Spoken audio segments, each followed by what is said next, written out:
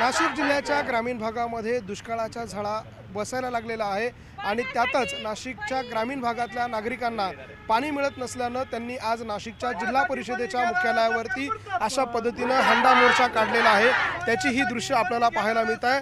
नाशिक जिल्ह्याच्या वेगवेगळ्या गावांमधून वेगवेगळ्या तालुक्यांमधून या सगळ्या महिला अशा पद्धतीनं हंडे घेऊन नाशिक जिल्हा परिषदेच्या कार्यालयावर दाखल झालेला आहे।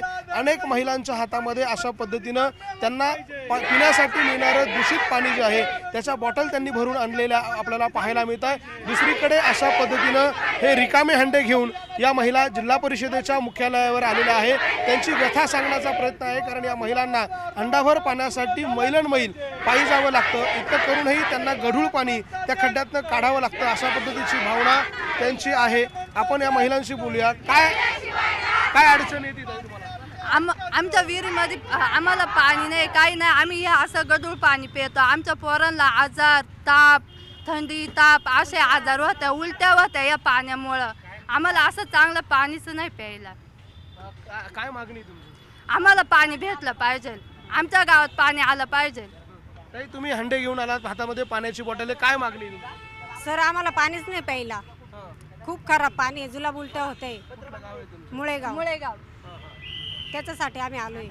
आपण बघतोय अशा पद्धतीनं या आक्रमक महिला आहे, त्यांचा तीव्र भावना आहे, त्यांना शिवीगाळ केली जाते, अशा पद्धतीची तक्रार जी आहे देखील त्या महिलांची आहे। आपण बघतोय नाशिकच्या जिल्हाधिकारी कार्यालयानंतर हा जिल्हा परिषदेच्या मुख्यालयावर आलेला हा मोर्चा आहे आणि त्यांची मागणी या सगळ्यांची आहे की त्यांना पाणी मिळावं। या मोर्चाचं नेतृत्व करणारे काही पदाधिकारी नेते, काय मागणी तुमची आहे आणि काय नेमक्या महिलांची अडचण आहे? आमच्या कार्यालयामध्ये आयटक ऑफिसला मुळेगावच्या शेतमजूर महिला ऑफिसला आल्या आणि त्यांनी सांगितलं की आमच्या गावात पाणी येत नाही, पाणीच आम्हाला भेटत नाही। जेव्हा आम्ही त्यांच्या गावाला व्हिजिट केली, पाहिलं तर त्या गावामध्ये एक विहीर खोदलेली आहे, पण त्या विहिरीमध्ये पाईपलाईन करण्यात आलेली आहे, पण त्या पाईपलाईनचं पाणी झालं नाही।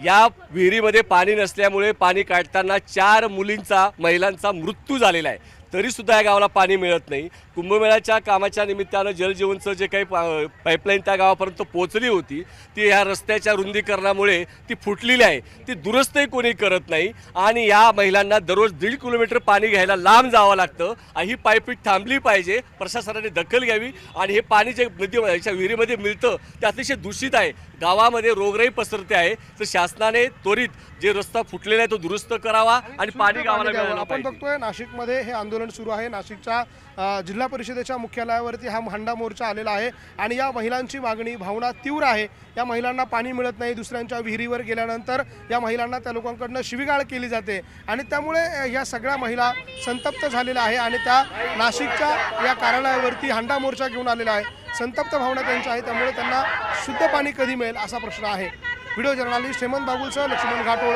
न्यूज 18 मराठी, नाशिक।